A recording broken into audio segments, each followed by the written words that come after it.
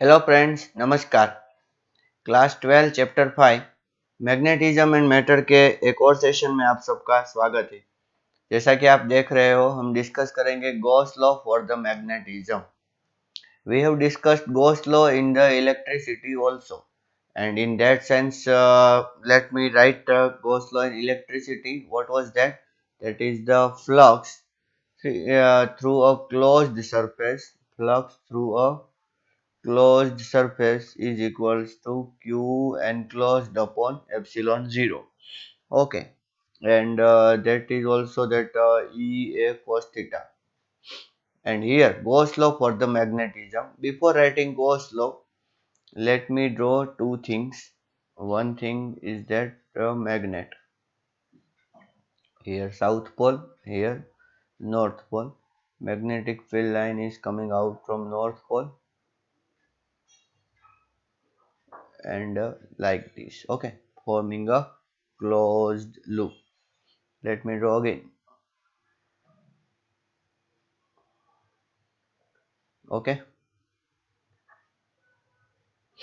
and let me draw minus q and plus q charges. Okay, electric field line is going from negative to from positive to negative like this. Okay.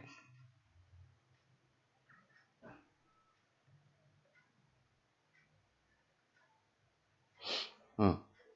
Now what happens actually that let us consider a closed surface.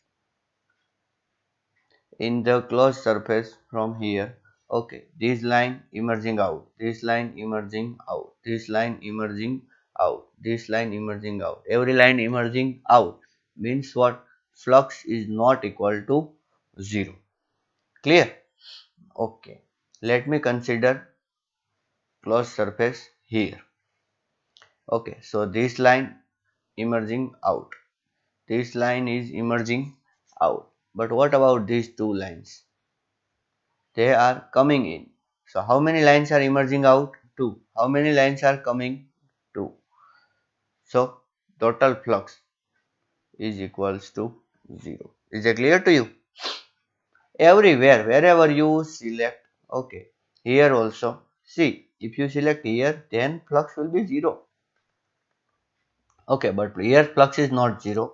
Here also flux is not 0. Here every lines are coming inside. Okay, so here flux will be negative because lines are coming in, and here flux will be positive.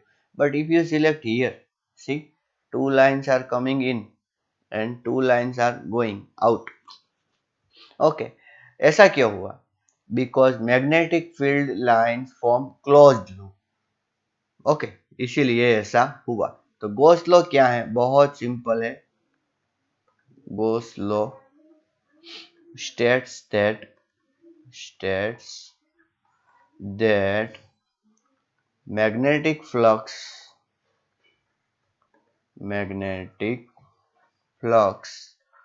linked with closed surface. कैसी surface बच्चों? Closed surface. Okay, पूरा ये sphere आपको ऐसा मान लेना है. ठीक है, magnetic flux linked with close surface is always 0. ठीक है, ये क्या है? Gauss law. Magnetic flux, electric नहीं. Electric flux link with the close surface can be 0, can not be 0. क्यों? क्योंकि देखिए, यहाँ पर हम अगर देखें कि अगर कोई पॉजिटिव चार्ज है तो फ्लक्स कितना होगा? Q upon epsilon 0. या क्लोज सरफेस में नेगेटिव चार्ज है तो फ्लक्स कितना होगा? Minus Q upon epsilon 0. लेकिन मैग्नेट में ऐसा नहीं है कि एक पॉजिटिव चार्ज हो, मतलब कि एक नॉर्थ पोल हो और एक साउथ पोल हो. नहीं, नॉर्थ के साथ साउथ ऑलवेज होता है, साउथ के साथ नॉर्थ ऑलवेज होता है. तो एक पॉइंट ऐसा भी लिख सकते हैं that monopole of magnet is not existing. या monopole of the magnet never exist. समझ में आ रहा है कि नहीं? So this is nothing but Gauss law for the magnetism. ठीक है, इस गॉस लॉ पर से हमें एक ये भी पता चलता है क्या कि that magnetic field line form closed loop. Magnetic field line क्या कर रही है? Form closed loop. ठीक है, ऐसा आप देखो, close integration B D A equal to 0। ठीक है, याद रखो हमेशा ऐसा। अब आइए इसके ऊपर का एग्जांपल एक है, देखें। Many of the diagrams given in figure 5.7 shows magnetic field line thick lines in the figure। ठीक है, जहां पर भी आपको thick lines दिखेगी wrongly, point out what is wrong with them। Some of them may describe electrostatic field lines correctly, point out which ones। ठीक है, देखो यहाँ पर ये जो है ये मैग्नेटिक फील्ड लाइन में यहाँ पर ये क्या है? रॉन्ग है।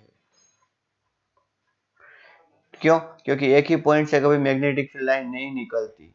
ठीक है, क्योंकि वहां पर अगर निकलेगी तो क्लोज कहाँ पे होगी? मैग्नेटिक फील्ड लाइन तो क्लोज लूप फॉर्म करती है, पर यहाँ पर ऐसा तो है नहीं। समझ में आया कि नहीं? तो इसका मतलब ये है wrong magnetic field line.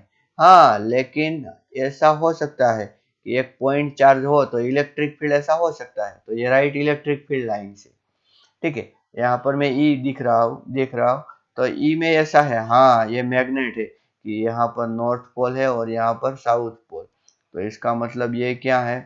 Correct magnetic field line but wrong electric field line. Electric field line ऐसी नहीं हो सकती। ठीक है, आगे देखिए।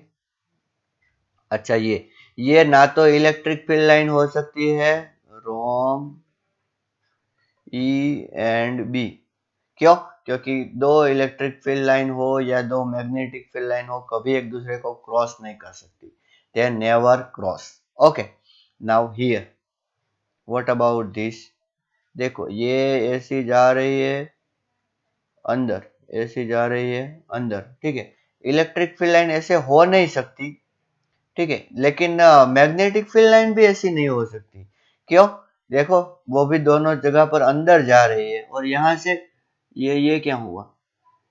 देखो अच्छी तरीके से यहाँ से बाहर निकल रही है। ठीक है, तो ये तो इलेक्ट्रिक फील्ड लाइन जैसा हो गया, लेकिन अगर ऐसी प्लेट होगी तो इलेक्ट्रिक फील्ड लाइन भी ऐसी नहीं होगी। तो इसका मतलब क्या है? ये रॉन्ग मैग्नेटिक फील्ड और इलेक्ट्रिक फील्ड दोनों को रिप्रेजेंट करती है। फिर इसको देखो, सी को, तो ये टोरॉइड है। कौन है? टोरॉइड। तो इसका मतलब यस, ये मैग्नेटिक फील्ड लाइन सही में ये मैग्नेटिक फील्ड लाइन है। अगर ये मैग्नेटिक फील्ड लाइन है सही में, मतलब कि राइट, ठीक है, तो ये इलेक्ट्रिक फील्ड लाइन नहीं हो सकती। ठीक है, अब डी देखो, ये सोलेनोइड है, लेकिन सोलेनोइड में मैग्नेटिक फील्ड लाइन ऐसी होती है बच्चों।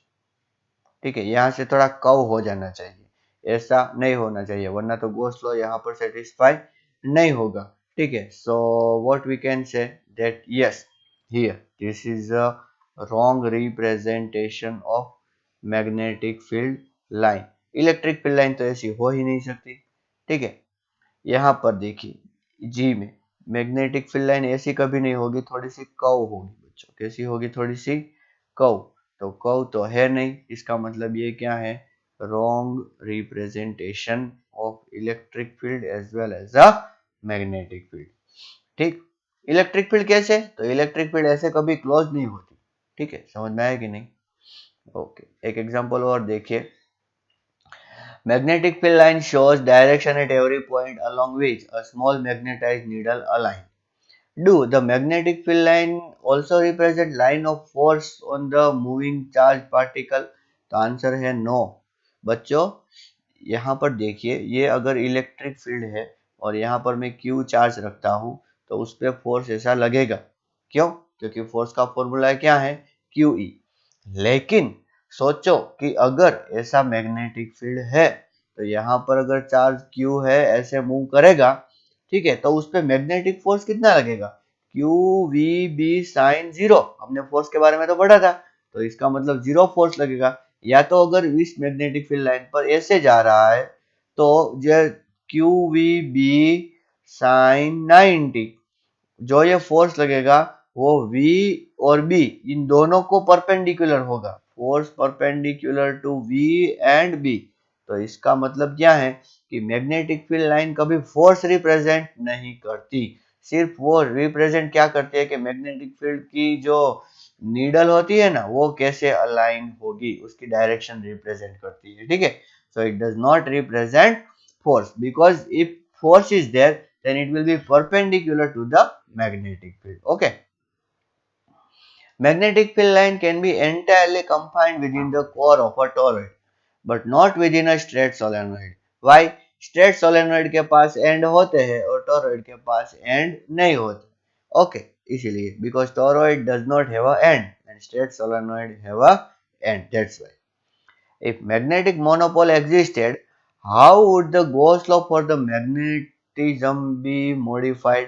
तो बहुत सिंपल है बच्चों, Gauss law में क्या था?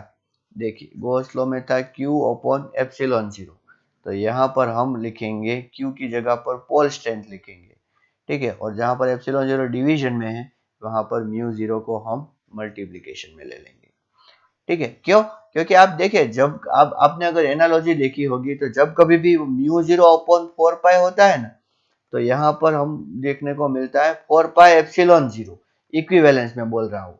तो म्यू जीरो जहां पर मल्टीप्लीकेशन में होता है उसके इक्विवेलेंस में अगर देखे तो एप्सिलॉन जीरो डिवीजन में होता है, इसीलिए, ठीक है। अगर होता तो, लेकिन होता नहीं।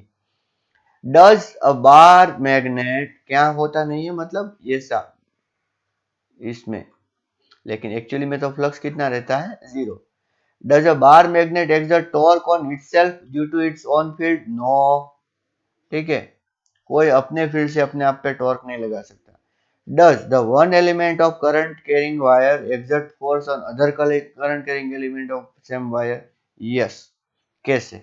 ये वायर है, ठीक है, तो इसका मैग्नेटिक फील्ड यहाँ पर इस पे फोर्स नहीं लगा सकता, लेकिन इसी वायर को अगर आप ऐसा कर दो तो इधर है और इधर करंट है, तो ये दोनों एक दूसरे पे फोर्स लगाएंगे। हमने एक पढ़ा था, पता है, ये एक सर्कल है, सर्कुलर लूप है, उसमें से करंट ऐसे जा रहा है, तो क्या होगा? तो बच्चों ये पार्ट इस पे फोर्स लगाएगा, ये पार्ट इस पे, दोनों एक दूसरे के अपोजिट डायरेक्शन में है, इसीलिए रिपल्सिव फोर्स लगाएंगे और ये लूप एक्सपांड होने की ट्राई करेगा। समझ में आ रहा है ना?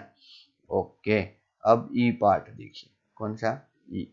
तो इसका मतलब क्या है, करंट लगाएगा, करंट का वायर, लेकिन मैग्नेट का नहीं लगाएगा, ठीक। Okay, magnetic field arises due to changes in the charge in the motion. Can a system have a magnetic moment even though net charge is zero? Yes. क्यों?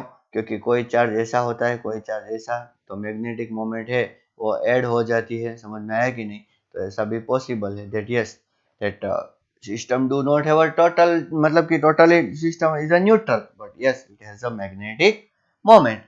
अब अर्थ magnetism के बारे में हम थोड़ा सा आज डिस्कस करेंगे और मैग्नेटिक एलिमेंट के बारे में तो हम नेक्स्ट लेक्चर में डिस्कस करने वाले हैं।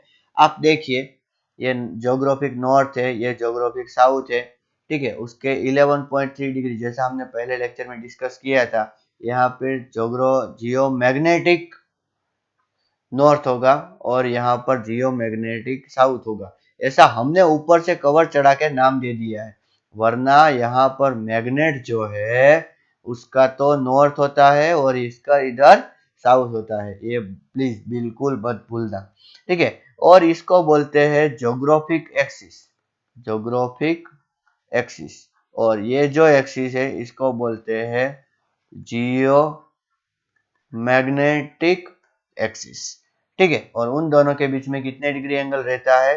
11.3 डिग्री। और एक बात भी याद रखिए, ये मैग्नेटिज्म किसकी वजह से है? ये बहुत सारा जो और मटेरियल है वो इधर ऐसे ऐसे घूमता रहता है, इसीलिए। अभी एक्सिस के परपेंडिकुलर जो है वो इक्वेटर है, तो ज्योग्राफिक एक्सिस के परपेंडिकुलर ज्योग्राफिक इक्वेटर, और जियोमैग्नेटिक एक्सिस के परपेंडिकुलर जियोमैग्नेटिक इक्वेटर, ठीक है ना? समझ में आया कि ये पूरी क्या है, डिस्क है बच्चों, क्या है ये?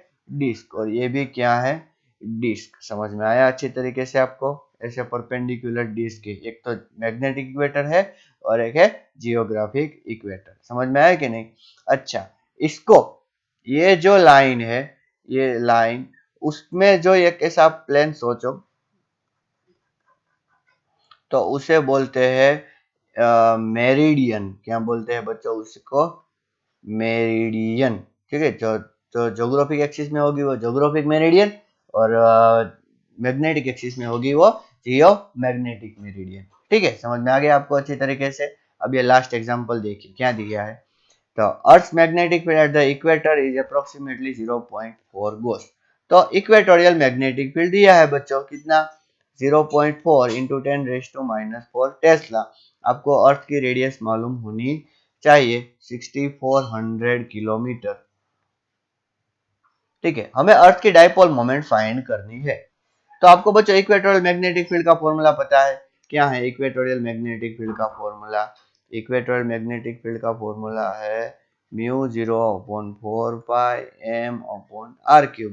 तो यहाँ पर हमारे पास इक्वेटोरियल मैग्नेटिक फील्ड भी है और रेडियस भी है, तो इस तरीके से आप अर्थ की डायपोल मोमेंट बैठे बैठे फाइंड कर सकते हो। ठीक है, आज के लिए इतना ही रखते हैं, and in the next session we are going to see magnetic elements. Okay, thank you and नमस्कार।